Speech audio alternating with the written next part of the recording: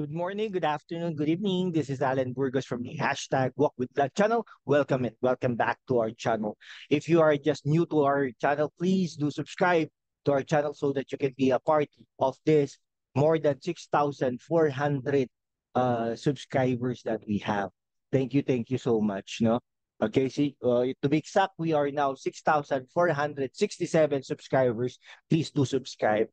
Alright, so thank you so much. Ang pag-usapan po natin ngayon ay isang ano po no, nakakagulat na balita no.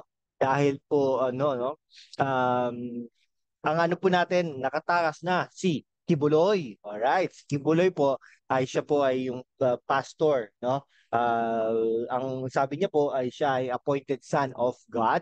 Okay? Ay kaya lang po parang ang daming issues nito, ang daming issues at cases, kumbaga, no? Mayaman po ito, no? Kaibigan po ni dating Pangulong Rodrigo Roa Duterte. Siya rin po ang nagsabi na mananalo si ano, no? Si Defense Secretary, no?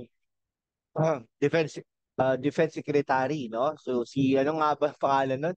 Si ano, wait lang po nakalimutan natin, Defense Secretary. Okay, Philippines, ayun, Gilbert Chodoro, how can we forget naman.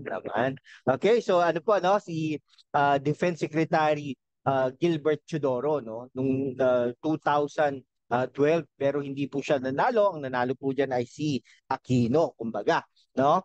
Talaga pong ano, mayaman po ito, no? Maganda po yung mga properties niya, perceived na sa kanya pa yung ano, no, Sunshine Media Network incorporated, kumbaga, no? Pero hindi po, sa hugya tayo eh. Anyway, tapos ano po, no? Marami po siyang kaso sa Amerika. No, actually, isa sa mga ano niya, wanted po yan eh, no, ng Federal Bureau of Investigation, no? Kumbaga si ano po, si Kibuloy ay ano po yan, anong tawag dito? Siya po ay um, yeah, wanted po 'yan sa FBI, no? Talaga dati po nakakapag-travel 'yan sa US, sa iba't ibang bansa na gamit ang kanyang jet, no? Talagang ano po 'yan, nagta-travel po 'yan talaga, mayaman na mayaman. Kaya lang po nung ano po recently, no, talagang inimbestigahan po 'yan ni Senator Hontiveros, no? Kasi may mga alleged rape cases yan at saka mga child molestation, kumbaga, no?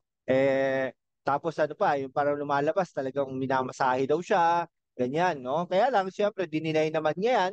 Sabi niya nga, talagang challenge niya nga daw si Hontiveros na kasuhan si Pastor Kibuloy sa proper court sa Pilipinas. Okay. Kaya lang po kagabi, no, kagabi at saka nung isang araw yata o tama, kahapon, no? Nakatakas na daw si Kibuloy, no? Na ibig sabihin po ay nagpunta na po siya sa ibang bansa. Okay, guess what? No, ang kanyang ang pinuntahan niyang ibang bansa ay sa China, kumbaga, no? So para baka magkita sila ni Teves, no? Yung dating Representative Teves. Okay, so alam naman natin, na-cancel na ang passport ni Representative Teves. No? Hindi po natin alam, baka mag-appear po yan later on, baka sabihin, nagbabakasyon lang si Kibuloy.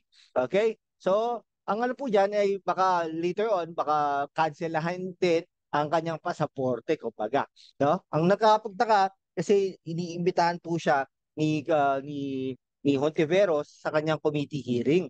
Tapos, pinapipirmahan ni Senator Hontiveros kay Speaker Romualdez, no, ay sorry, so not Speaker Romualdez, kay Senate President Subiri na taga Mindanao noong January 24 pa yata, no. So mag-iisang buwan na hindi pa napipirmahan. Pero tandaan po natin, si Subiri po ay isang taga Mindanao, no? Tapos si Subiri din po ay tumakbo sa hanay ng Uniteam, kumbaga, no? Tapos talaga naman pong tinulungan din po 'yan ng SMNI na perceived to be owned by Pastor Kibuloy.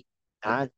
So, nakikita niyo po yung connect-connect, no? Yung mga dot-dot dyan, no? Si Pastor Kibuloy ay talaga makapangyarihan yan. Baka nga po nag-ano yan, no? Nag-donate yan secretly sa mga funds, no? Political funds or campaign funds ng iba't ibang mga politiko. Hindi natin maalis yan, no?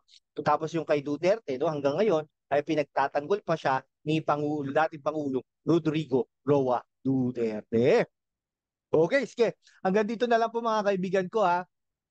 Okay, so kung ito ay nagustuhan nyo, gusto nyo itong mga ganito na political contents, at saka kung gusto nyo maging parte ng ating pamilya, no, na we are growing 6,467 subscribers, okay, much better if you could be able to subscribe to our channel. Thank you so much guys and God bless you all.